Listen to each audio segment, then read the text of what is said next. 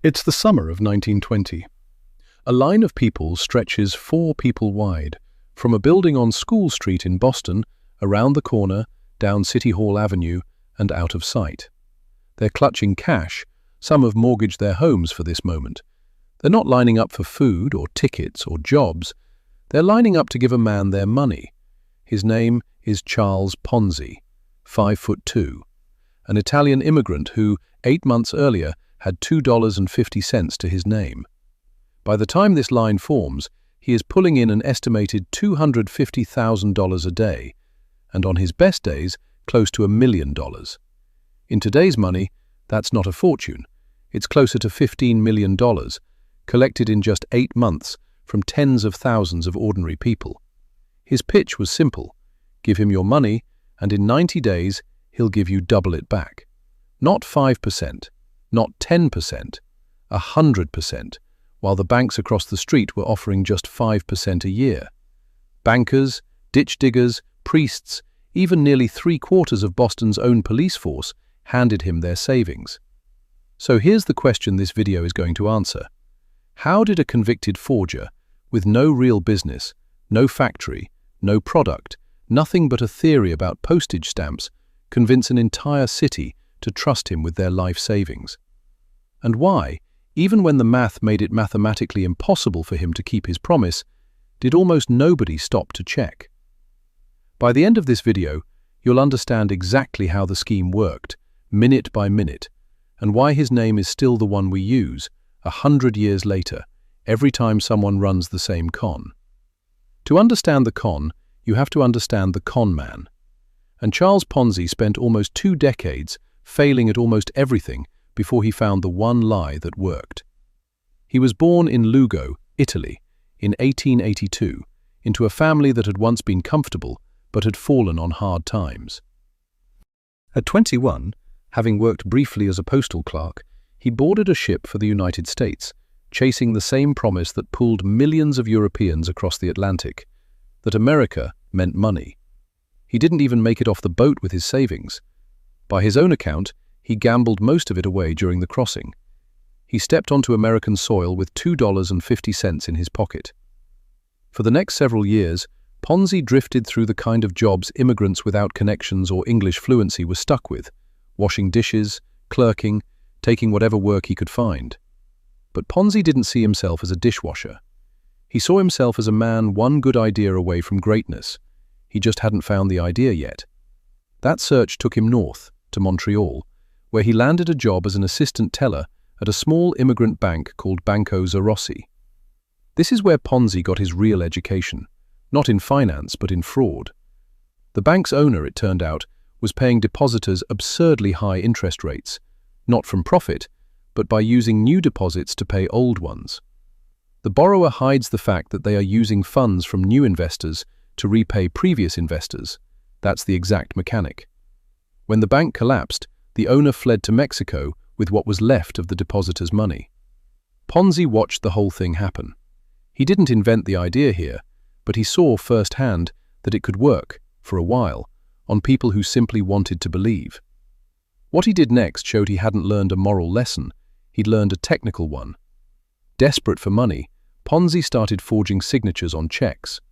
He was caught and sent to a Canadian prison for forging signatures on checks, serving time roughly between 1908 and 1910.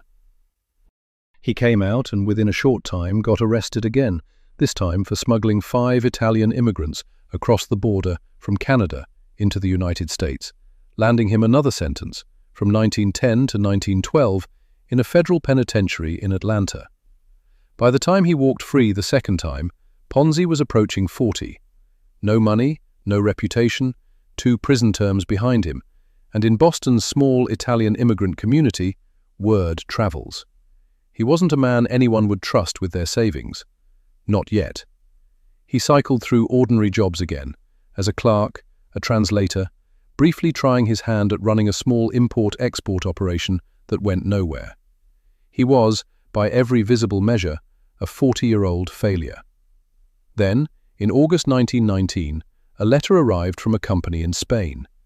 Inside was something almost nobody in America had ever paid attention to: an international reply coupon.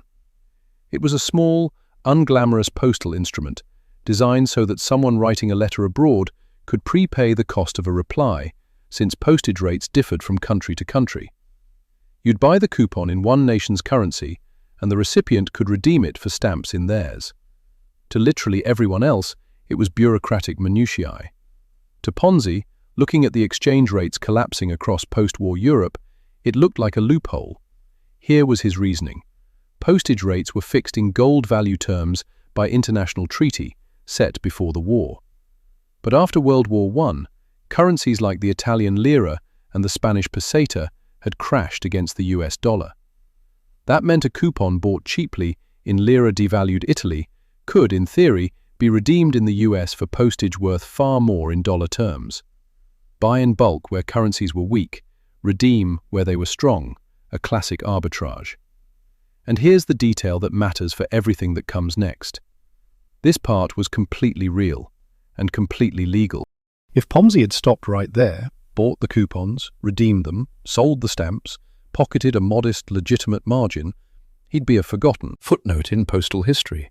Instead, he did the math on how much money this could theoretically make at scale and convinced himself he'd found something worth far more than a modest margin.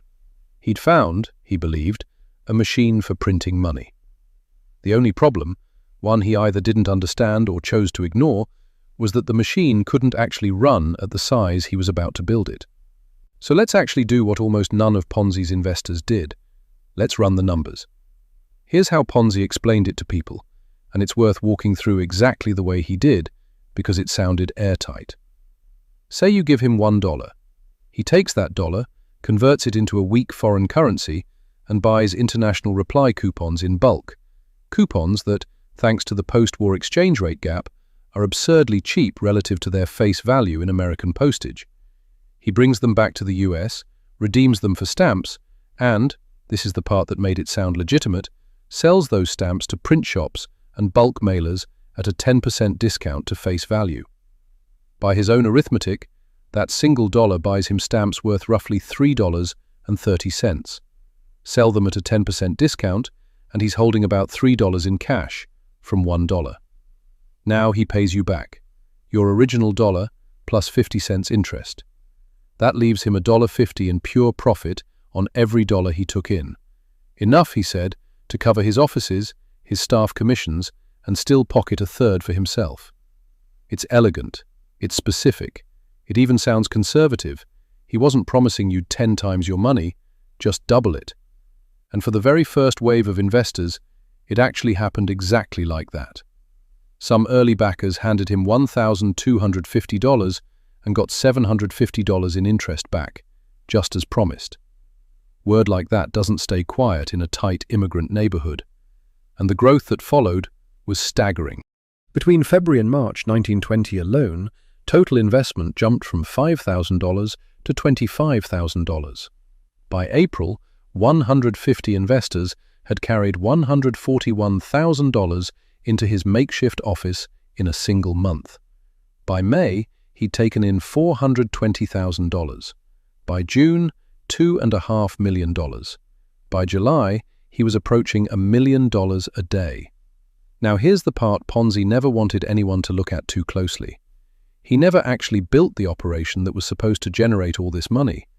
Profiting from this required physically purchasing coupons in bulk overseas, shipping them back, exchanging them for postage, and then finding buyers for that postage.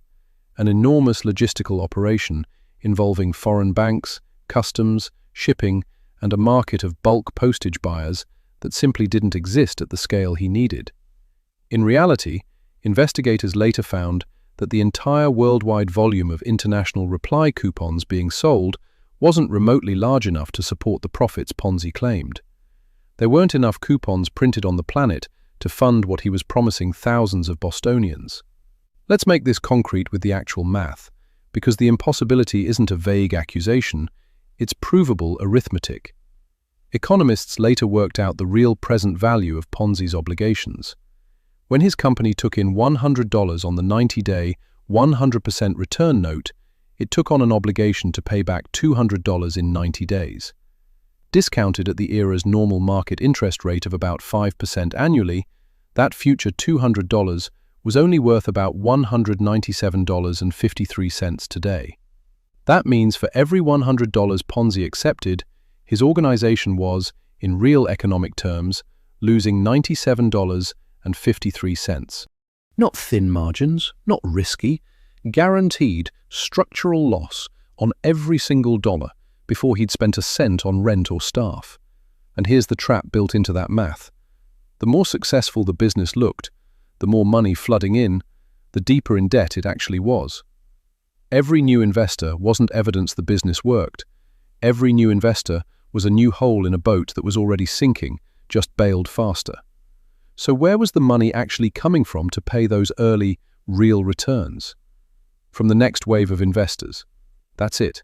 That's the entire machine. Ponzi wasn't running an arbitrage business with some marketing on top. The business was a thin, almost decorative cover story sitting on top of one simple act, taking money from new investors and using it to pay off the people who'd invested earlier. Even the US Post Office noticed something was off, though not through brilliant detective work, through simple volume. Postal officials grew alarmed enough at the scale of what Ponzi claimed to be doing that they pressured Italy, France, and Romania to suspend coupon sales in April 1920, and later moved to cap how many coupons any one person could redeem at once. They suspected something illegal. But because every investor receiving payments was, for now, getting exactly what they were promised, there was no one filing a complaint, and without a complaint, there was no case. Which meant the only thing actually keeping this machine running wasn't postage coupons at all. It was something far simpler and far more fragile: belief. As long as people believed Ponzi was a financial genius, the money kept flowing in fast enough to keep paying out. The moment that belief cracked, even slightly, the entire structure had nothing real underneath it to fall back on. That crack was coming. But first, we need to see exactly how far this thing flew before it hit it. Because by midsummer 1920, Charles Ponzi wasn't just a Boston curiosity anymore. He was a national phenomenon. By midsummer 1920, Charles Ponzi was no longer working out of a cramped back room. He'd moved into a larger office in the Niles building on School Street, right in the financial heart of Boston, a deliberate choice. An address like that didn't just hold staff, it signaled legitimacy. And he wasn't waiting for people to find him anymore. He hired agents across New England and New Jersey, paying them generous commissions to go out and recruit new investors. Every agent he signed up was, in effect, a small sales force with a personal financial incentive to bring in friends, family, neighbors, anyone with a few dollars to spare. The scheme was now growing itself. Ponzi played the part. He arrived at his office in a chauffeur-driven locomobile. He dressed immaculately. He gave interviews. None of this was incidental. It was the entire engine of the operation. Ponzi had no factory, no product, no inventory anyone could inspect. What he was actually selling was an image of a man who had figured something out that the banks hadn't. The car, the suits, the office address, that was the product. Then, on July 24, 1920, the Boston Post ran a front-page story under the headline, "Doubles the money within 3 months, 50% interest paid in 45 days by Ponzi, has thousands of investors." The piece walked through his rags-to-riches story and put his personal worth at $8.5 million. Here's a detail almost too perfect to be true. Directly beneath that glowing article sat a bank advertisement offering depositors 5% interest a year. 2 numbers, side by side, on the same page. A bank's honest 5%, and Ponzi's claimed 50% in 45 days. For a reader holding the paper that morning, the comparison wasn't subtle. It was an advertisement for Ponzi that the Post hadn't even meant to publish. What happened next has become the single most iconic image of the entire affair. On Monday, July 26th, Ponzi arrived at his office to find a line of investors 4 people wide, stretching from the City Hall Annex down City Hall Avenue and School Street, through the entrance of the Niles building, up the stairways, along the corridors, all the way to his office door.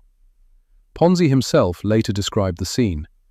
Hope and greed could be read in everybody's countenance. Guessed from the wads of money nervously clutched and waved by thousands of outstretched fists. This is the moment to sit with, because it answers part of the question we opened with. Why did people believe him? It's tempting to imagine Ponzi's investors as naive or uneducated. They weren't, uniformly. His investors ranged from working-class Italian immigrants like himself to police officers, politicians, and even a priest. By the height of the scheme, nearly 3/4 of Boston's entire police force had invested with him. These weren't people choosing between Ponzi and a careful read of international postal treaties. They were watching their neighbor, their cousin, their sergeant get paid exactly what they were promised, and then watching that same person reinvest, because why would you stop a machine that worked? As one consumer advocate would later put it about scams like this in general, people are drawn by the desire to do what you think you see other people doing around you, making money and getting rich. Ponzi didn't need to convince strangers with a pitch. He needed the first ring of investors to get paid, publicly, and let human nature do the recruiting for him. But that same Boston Post article that sent a crowd to his door also put Ponzi on a much more dangerous radar. The Post's acting publisher, Richard Grozier, running the paper while his father was away, along with city editor Eddie Dunn, were suspicious of the story their own paper had just run. They assigned investigative reporters to start digging into who Charles Ponzi actually was. Grozier went further. He brought in Clarence Barron, the owner of Dow Jones and the Wall Street Journal, a man regarded as the father of modern financial journalism, to actually look at Ponzi's claims as a finance professional would. Barron's read was damning in its restraint. He admitted that in theory you could turn some profit trading postal coupons. Ponzi's underlying idea wasn't fiction. But the scale Ponzi claimed to be operating at was the problem, and Barron said so publicly. So by the very same week that thousands of Bostonians were lining up around the block to hand Ponzi their savings, two separate forces were already closing in from different directions. A newspaper that smelled a story, and state authorities who'd already met with Ponzi the same day that flattering article ran. Ponzi was standing at the absolute peak of his fortune and fame, and the ground underneath him had already started to crack. Ponzi knew he had a credibility problem now, not a money problem. Investments were still pouring in. So he made a move that on the surface looked like supreme confidence. In late July 1920, to quiet the growing doubts, Ponzi himself proposed letting a government auditor go through his books. It's worth noticing how counterintuitive that is for a man running a fraud. Most con artists run from scrutiny. Ponzi invited it. And it almost worked as a bluff, because in the very short term, it did calm people down. When some investors did come to pull their money out around this time, he paid them, using checks drawn on the Hanover Trust Bank, an institution he'd quietly maneuvered to gain control over. Even after a wave of suspicion, his company reportedly still posted a net gain of $200,000 in new investment, because Ponzi was persuasive enough to convince people the newspaper attacks were jealousy from the banking establishment, not legitimate concern. But while Ponzi was managing the public relations fight, the Boston Post's investigative team was working a different angle entirely. Not the math, but the man. The city editor sent a telegram to the warden of the Atlanta Federal Penitentiary, asking him to confirm something the reporters suspected, that Charles Ponzi had been there before. The warden confirmed it. Ponzi had served time in Atlanta from 1910 to 1912 for smuggling Italian immigrants across the border, and before that, in a Canadian prison from 1908 to 1910 for check forgery. The Post ran it. And this is the detail that actually mattered more than the economics. The bubble burst not because of an audit, not because of Barron's math, but because the Post revealed Ponzi's criminal record. People who had been perfectly willing to overlook a confusing arbitrage scheme involving postal coupons were not willing to overlook the fact that the man holding their life savings was a convicted forger and smuggler. The whole structure had been held up by nothing but confidence in its builder, and once that confidence broke, there was nothing underneath it to catch the fall. The line outside Ponzi's office didn't disappear, it just turned around. Instead of people clutching cash to invest, it was now people clutching their certificates, demanding it back. The Massachusetts district attorney formally ordered Ponzi to halt operations. Customers wanted their money. The business, when anyone actually looked at it honestly, was insolvent, exactly as the present value math had predicted weeks earlier, except now it was no longer theoretical. The post office had already done its own quiet investigation in parallel. Inspectors had concluded that the total worldwide volume of international reply coupon sales wasn't remotely large enough to support what Ponzi claimed he was earning. But until that moment, no investor had been willing to complain, because everyone being paid so far had received exactly what they were promised. The moment that stopped, the moment the payouts halted, the complaints and the case arrived all at once. Ponzi was eventually convicted of federal mail fraud and sentenced to 5 years, of which he served 3.5. It wasn't the end of his legal troubles. Massachusetts pursued its own charges afterward, but for his investors, the outcome was already settled the moment the line outside his office reversed direction. The fortune was gone. Not stolen and hidden somewhere, simply never there to begin with, beyond what was needed to keep the illusion running one more week.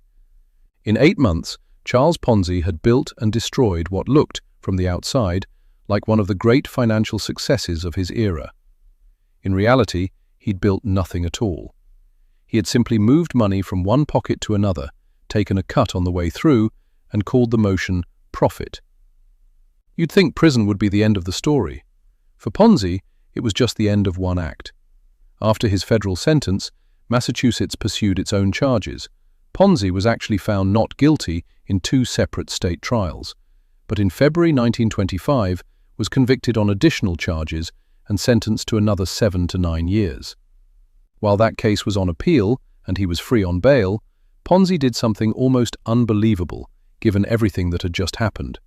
He went to Florida and ran a real estate fraud scheme there too, for which he was sentenced to a year in jail for violating the state's securities laws.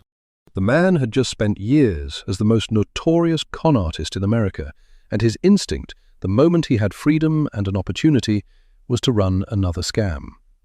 He disappeared while awaiting his Florida appeal, was found a few months later, and was sent back to Boston to finish out his Massachusetts sentence. He was finally released in February 1934 and deported to Italy that October.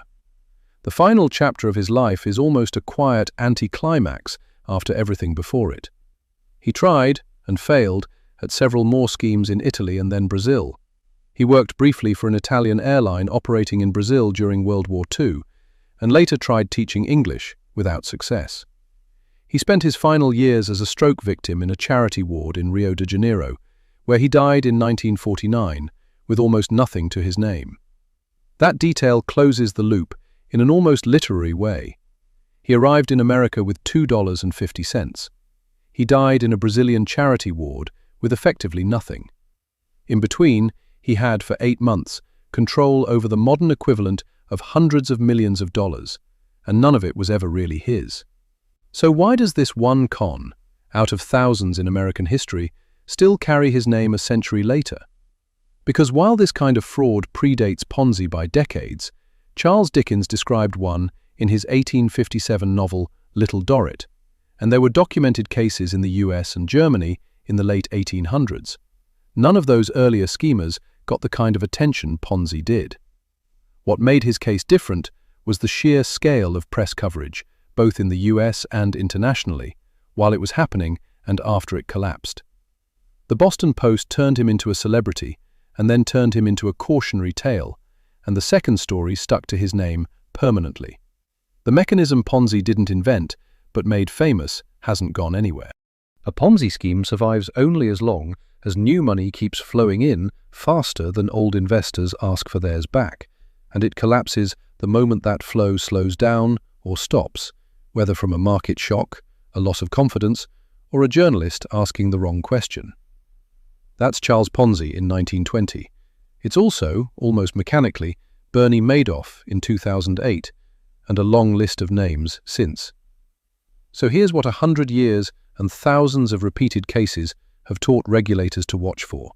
The red flags that, in hindsight, were sitting in plain sight on School Street in 1920. Returns that are high and guaranteed. Every real investment carries risk. A guaranteed high return should be treated as automatically suspect. Returns that never go down. Legitimate investments fluctuate over time. Suspiciously steady, consistent payouts are a warning sign, not a reassurance. A business nobody outside it can actually verify. Ponzi's coupon trading operation had no visible warehouse, no verifiable trading volume, just his word. Pressure to reinvest rather than withdraw. The fewer people actually cash out, the longer the illusion survives. Recruitment-based growth. When the people bringing in money are paid for bringing in people, rather than for any underlying product, that's the pyramid's actual structure showing through. The line outside the Niles building is gone now. The building's still there, on a quiet street in Boston, no plaque, nothing to mark it. But the idea that built that line, that you can get something for nothing if you just trust the right person, never really left. It just changes its name every few decades. In 1920, it was called Ponzi. Today, you've probably seen its newest version in your own inbox.